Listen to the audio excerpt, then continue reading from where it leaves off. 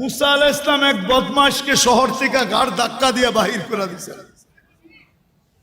কয়েকদিন পরে ওহী আসছে, মুসা আলাইহিস সালাম, আমার ওলি মারা গেছে, জানাজায় যে শরীক হবে জানাজা পড়াইতে হবে।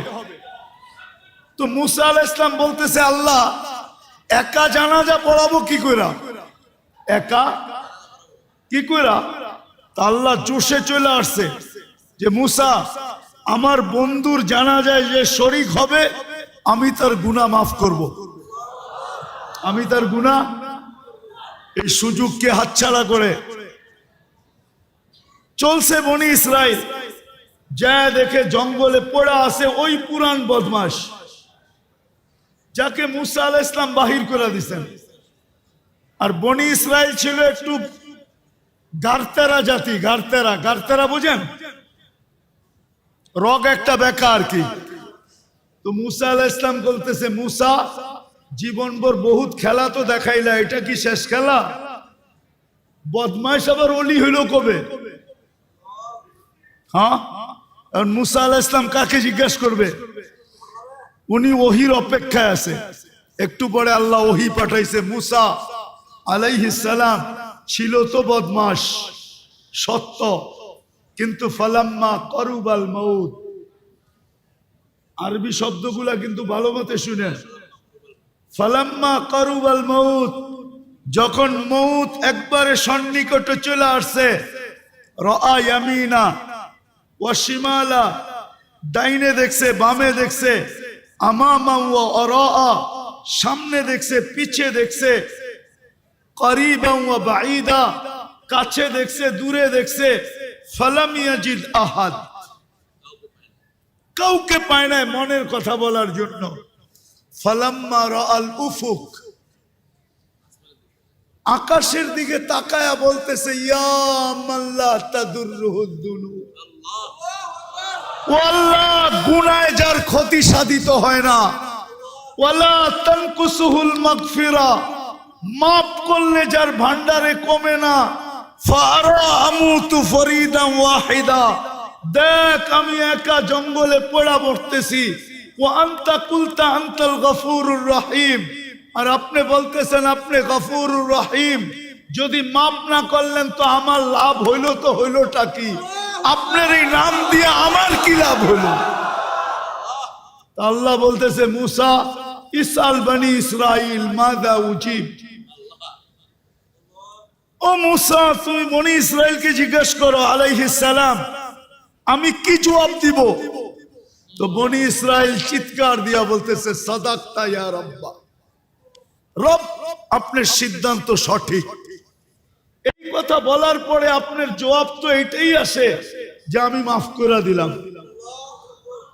আজকের রাত্র হলো ওই রাত্র, শুধু ঘোরাঘুরির রাত্র না, একটা কোনায় বসেন, নির্জনে একা একা বসো। যুবক, তোমার যৌবন বড় দামি, আমি তোমাদের পায়ে হাত দিতেছি, আমি জানি তোমাদের যৌবন কত দামি, তোমরা আল্লাহর কাছে কত দামি হইতে পারো আমি জানি।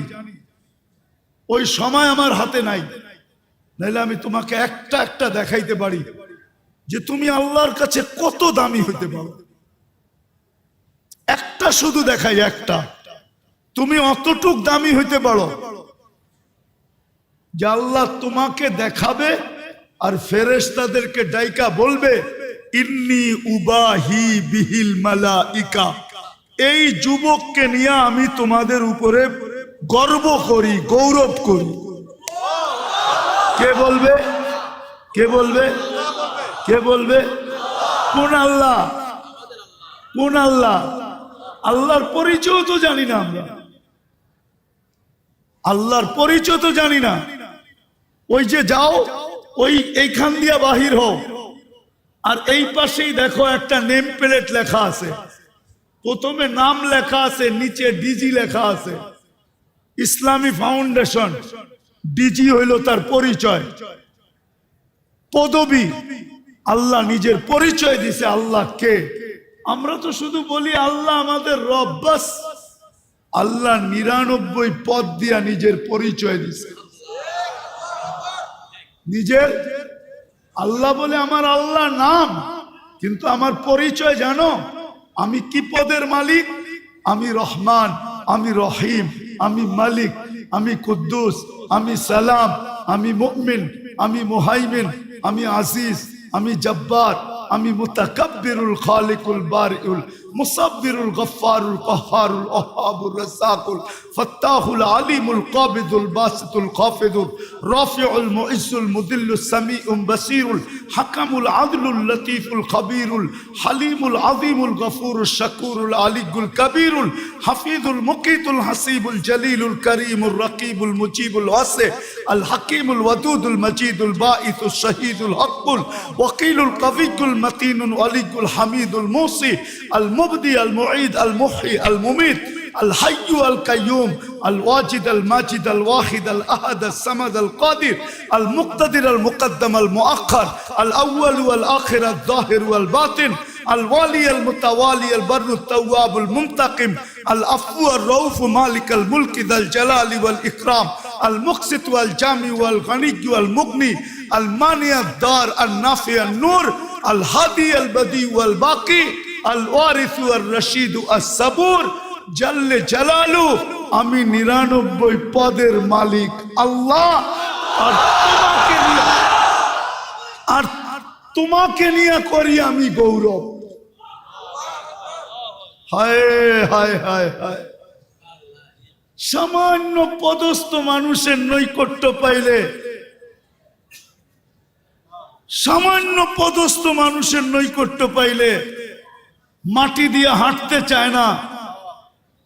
হ্যাঁ, মাটি দিয়া হাঁটতে খুশির অন্ত থাকে না, গৌরবের অন্ত থাকে না, ঠিক না?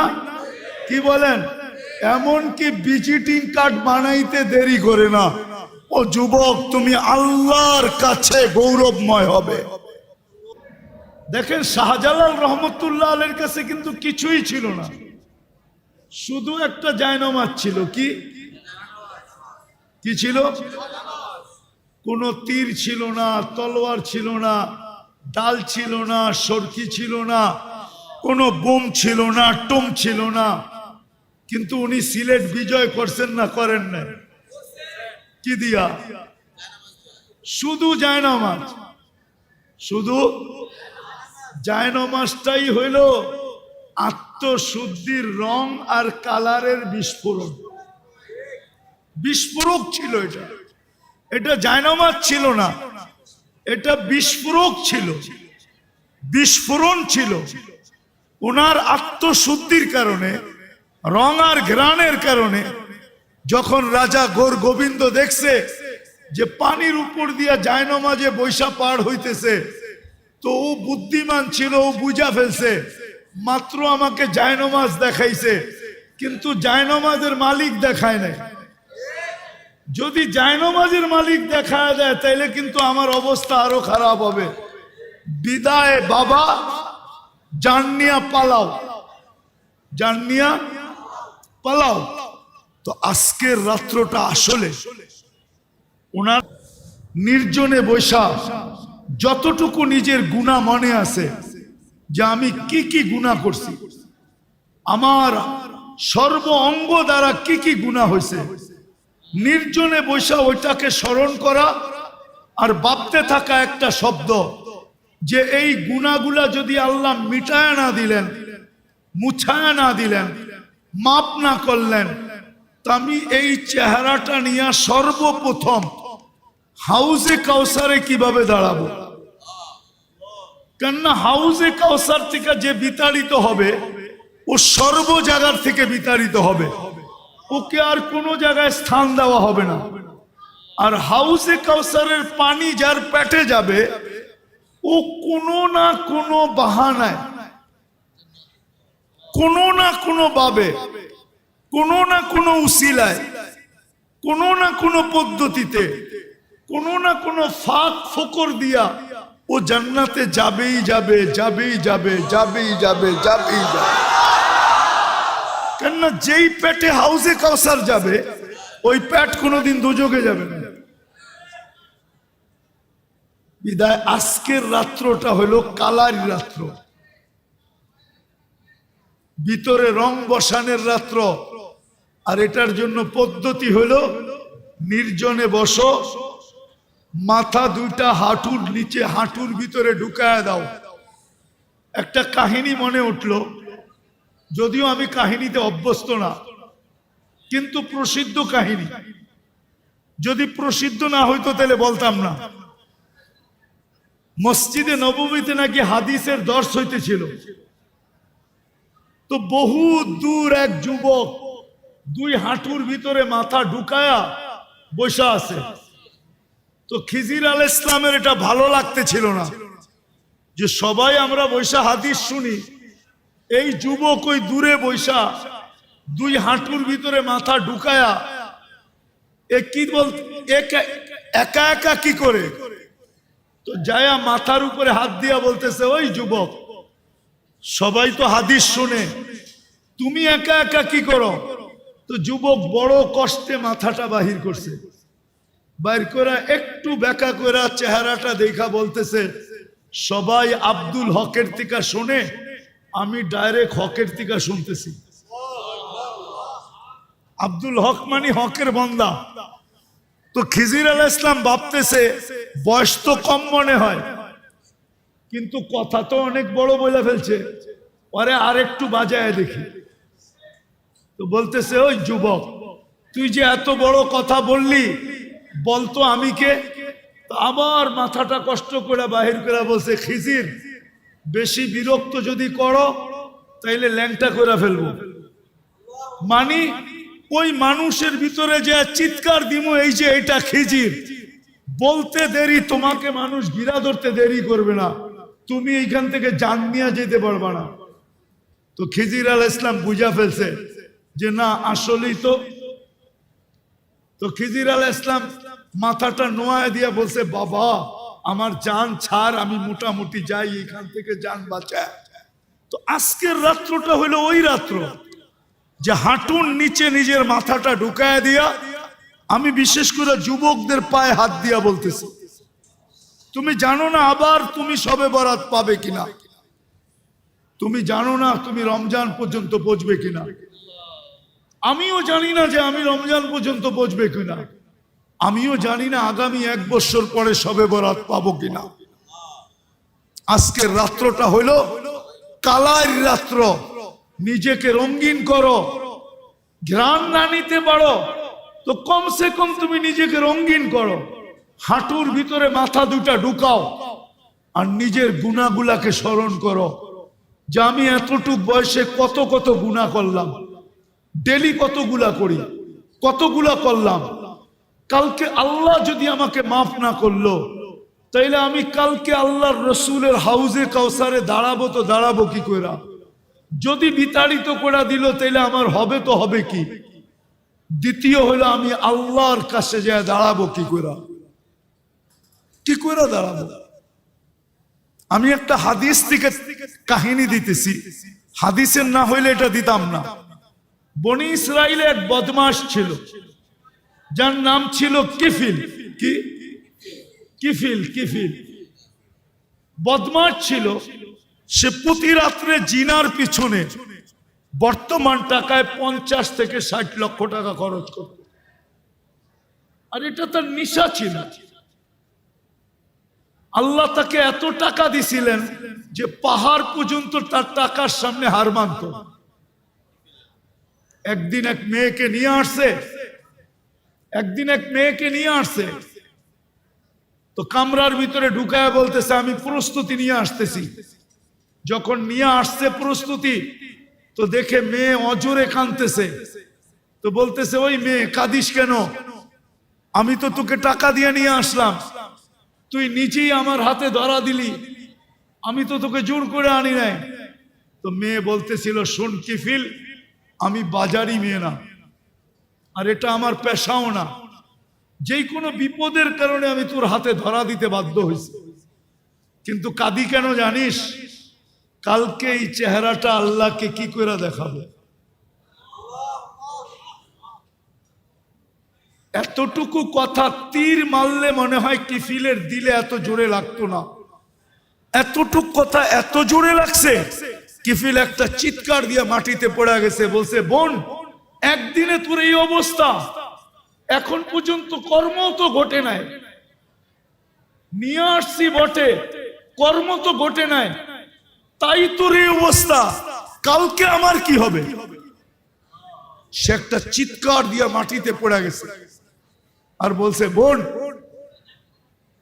তোর কথা তীরের চেয়ে বেশি আমার দিলে লাগছে, আমি হাত তো দূরের কথা তোর গায়ে আঙ্গুলও দিব না, টাকার থৈলি তোকে দিয়া দিলাম, কিন্তু একটা অনুরোধ করতে বলবো না।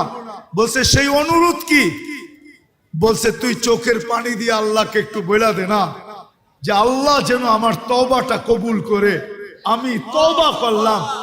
ওই রাত্রেই কিফিল মারা গেছেন।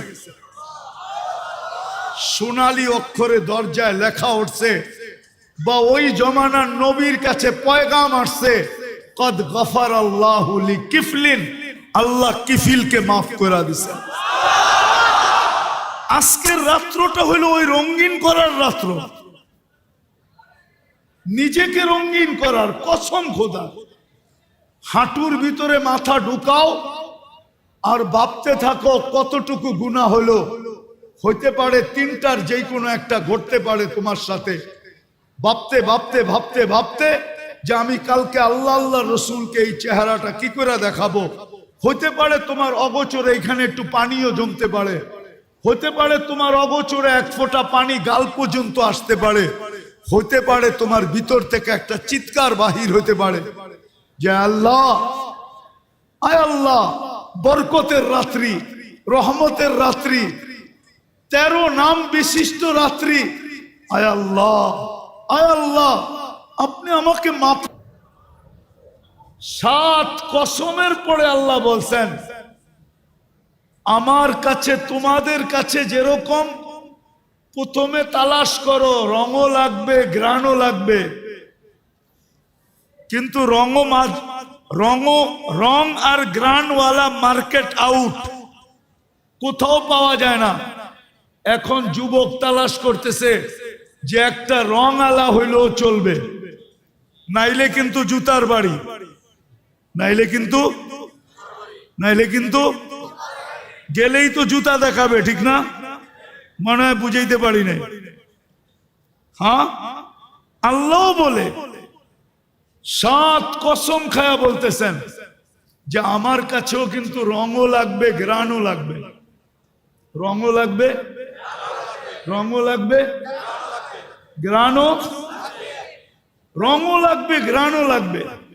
কিন্তু আল্লাহকে যদি প্রশ্ন করি, আল্লাহ রং গ্রান তো নাই, শুধু রং আছে, তা আল্লাহ বলে শুধু রং হইলেও চলবে, কিন্তু ওই রংটা আমার বন্ধুর রঙে রঙিন হইতে হবে।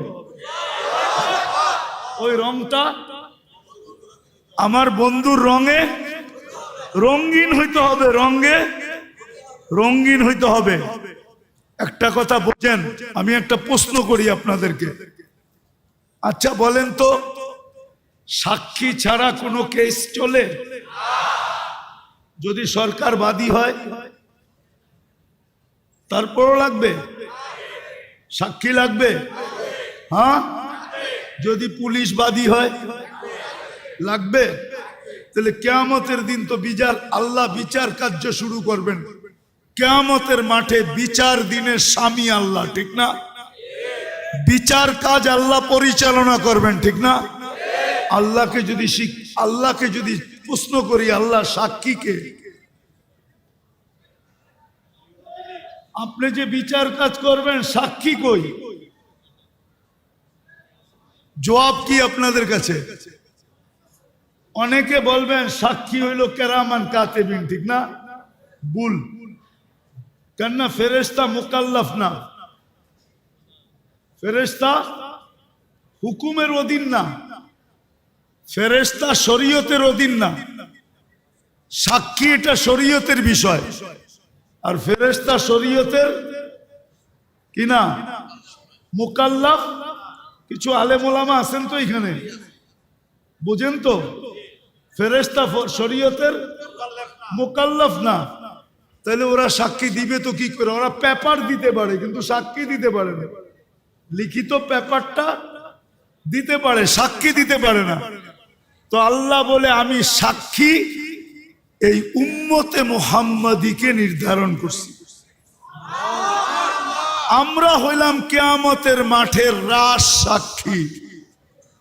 রাজ সাক্ষী বুঝেন? কিছু সাক্ষী থাকে বিলকুল গোপনীয়, এটাকে কি বলে? রাজ সাক্ষী। আমরা হইলাম ওই সাক্ষী। কোরআন বলতেছে শুহাদা আলান নাস, কিয়ামতের দিন আমি তোমাদেরকে সাক্ষী হিসাবে আমার পাশে দাঁড় করাবো। এই জন্য জালালউদ্দিন সুয়ুতী রহমতুল্লাহ আলাইহি মুস্তাকিল একটা কিতাব লেখছেন এই আয়াতের উপরে, শুহাদা আলান নাসের উপরে। উনি মুস্তাকিল একটা ছোট একটা বই লেখছেন, ছোট একটা কিতাব। আপনাকে খুঁজে বাইর করতে হবে, কিন্তু আমি নাম দিব না, কেননা আমার এটা জীবনের সংগ্রহ, তো সারা দুনিয়া ঘুরা ঘুরা আমি এটা বাহির করছি। ইম্পসিবল। আপনি এখন আমার বিরুদ্ধে লিখতে থাকেন যত পারেন ফেসবুকে, কিন্তু আপনি যদি টুকান তাইলে পাবেন, আমার মতো ঘুরেন টুকান পাবেন। কেননা আমি তো রত্ন কুড়াইয়া নিয়ে আসছি সমুদ্রের তলদেশ থেকে, আর আপনি বাইতুল মুকাররম আমার পাশে বই রত্ন নিয়ে যাবেন? এত সহজ। আমি এত কাঁচা মাছ খাই না, ফ্রাই করি, তারপরে পাকাই, তারপরে খাই, ডাবল পাকায় খাই। তো যেটা বুঝাইতেছিলাম, আমরা সাক্ষী কিয়ামতের দিন। এটার উপরে জালালউদ্দিন সুয়ুতী রহমতুল্লাহ আলাইহি মুস্তাকিল কিতাব লেখছেন, শুধু এতটুক শব্দ দিয়ে শুহাদা আলান নাস। তারপরে উনি দলিল নিয়ে আসছেন, শত দলিল আনছেন, উনি লেখছেন। তো যেটা বুঝাইতেছিলাম, আমি শেষ জায়গায় চলে আসছি, দেড়টা বাজতে চলছে। আল্লাহ আমাদেরকে গ্রহণ করবেন রং দেখা আর গ্রান দেখা। যেমন আল্লাহ রাসূল সাল্লাল্লাহু আলাইহি ওয়াসাল্লাম বলছেন যে আমার প্রশংসা এতটুকু করো না, আমার প্রশংসা এতটুকু করতে করতে করতে করতে আমাকে আল্লাহ পর্যন্ত নিয়ে যেও না। এই জন্য উনি বলছেন লা তাজআল কবরি ওয়াসানা, আমার কবরকে কিন্তু মূর্তি বানাও না। লা তাজআলনি কবরান কবরি ইউবাদ, আমার কবরকে পূজার জায়গা বানাও না। অনেক কথা বলছেন। মেরে হাত সে মেরা রুতবা না বাড়ানা, বাড়াকর বহুত তুম না মুঝকো ঘটানা। আমাকে যতটুকু আল্লাহ স্থান দিছেন ওই পর্যন্ত রাখো, এর চেয়ে উপরে নিয়ে যেও না। উপরে নিয়ে গেলে দেখা যাবে আমার মর্যাদা বাড়ানো হয় নাই, বরং আমার মর্যাদাকে তোমরা কমায়া দিছো। তো আসলে আমাদের ভিতরেও কিছু লোক আছে যারা এই রজনীটাকে এতটুকু বাড়ায়া দিছে, বাড়াইতে বাড়াইতে বাড়াইতে বাড়াইতে বাড়াইতে বাড়াইতে এত কিছু এটার ভিতরে ঢুকায়া দিছে যে এখন কিছু লোক আঙ্গুল উঠানো শুরু করছে। সুযোগ পাইছে বা উচিতও ছিল, কি উচিত ছিল, কিন্তু উচিত কাজ করতে যায় আঙ্গুল উঠাইতে যায়, এটাই বলতেছি, আঙ্গুল উঠাইতে যায় এত দূর উঠায়া দিছে। আল্লাহ তোমাকে নিয়ে গৌরব করবে, এই জন্য পায়ে হাত রাখি। আসো আজকের রাত্রটা নির্জনে বসি, নিজের গুনাহগুলাকে স্মরণ করি, আর একটু ভাবতে থাকি যে কালকে এই চেহারাটা আল্লাহকে, আল্লাহ রসুলকে কি করে দেখাবো। হতে পারে তোমার দিলের ভিতরে একটা আঘাত লাগবে, চোখের কোনা দিয়ে এক ফোঁটা পানি গড়ায়া গাল পর্যন্ত আসতে দেরি। আমার বিশ্বাস তুমি আল্লাহর কাছে প্রিয় পাত্র হতে দেরি হবে না। আল্লাহ আমাদেরকে এতটুকু কথার উপরে আমল করার তৌফিক দান করেন। বালা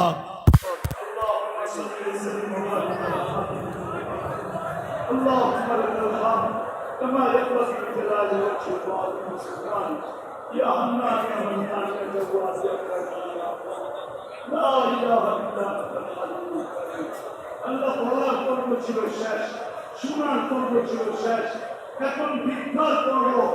আল্লাহ আমরা কোথায় বসে হাত তুলে দিচ্ছি, তার বাড়িতে বসে হাত তুলে দিচ্ছি, তার বাড়িতে বসা এতগুলো মানুষ যদি কারো বাড়িতে আসে, আল্লাহ আমাদের দেশে বিজ্ঞান নীতি হলো কেউ যদি কারো বাড়িতে আসে তাহলে এক গ্লাস পানি হলো পান করা। আপনার মতো গাইডুর তো কেউ নাই, আপনার মতো আত্মমর্যাদাশীল তো কেউ নাই, আপনার মতো দায়রাতওয়ালা তো কেউ নাই। এতগুলা মাটির মানুষকে নিজের বাড়িতে রেখে আনবেন আর হাত পাতার পরে খালি বিরোধ দিবেন, তাও ওই সময় যেই সময় আপনি দেওয়ার জন্য রাখতেছেন, যেই সময় আপনি মাফ করার জন্য রাখতেছেন, আমরা মাফ পাওয়ার জন্য হাত উঠায় দিলাম। আমাদেরকে কাকরাতের পালাটা পড়ায় আমাদেরকে কাকরাতের পালাটা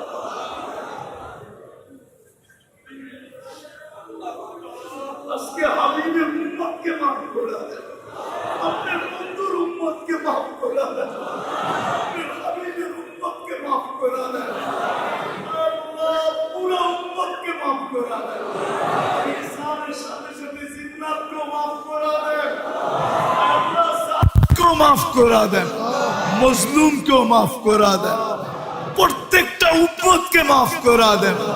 আয় আল্লাহ, যে নিজেকে উম্মত বলে মনে মনে ভাবে, প্রকাশ করুক আর না করুক, ওকেও মাফ করা দেন।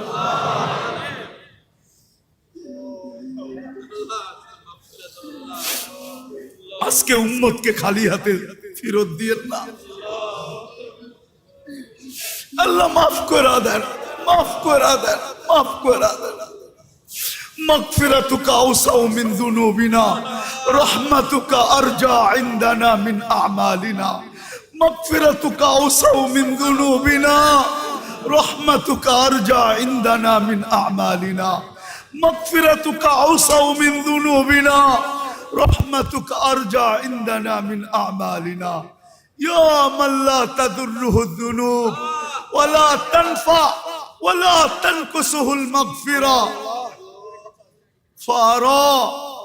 আল্লাহ দেখেন আমরা হাত উঠায় বসে আছি, মাগফিরাত চাইতেছি, মাপ চাইতেছি, আর আপনি বলতেছেন আনতাল গফুরুর রহিম।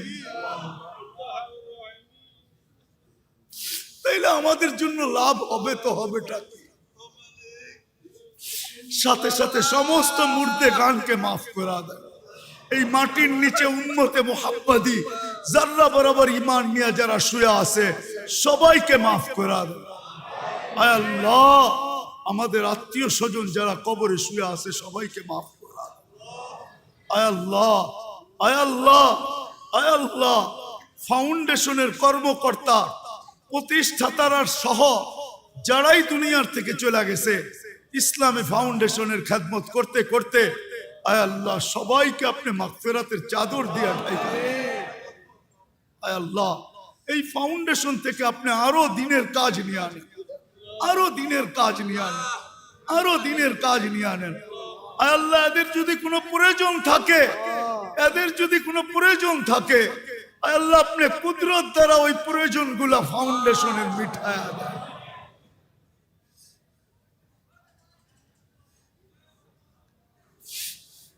আল্লাহ, ফাউন্ডেশনের প্রতিষ্ঠাতা পরিষদ যারাই কবরে চলে গেছে, আল্লাহ সবাইকে আপনি মাফ করে দেন। আল্লাহ আমাদের দেশটাকে আপনি সুরক্ষিত করেন, হেফাজত করেন, আর সর্ব ধরনের বিপর্যয়ের থেকে রক্ষা করেন, সমস্ত ধরনের বিপর্যয়ের থেকে রক্ষা করেন, সমস্ত ধরনের আসমানি জমিনি বালার থেকে হেফাজত করেন। সর্বশেষ আয় আল্লাহ আপনি ফিলিস্তিনকে জয় যুক্ত করে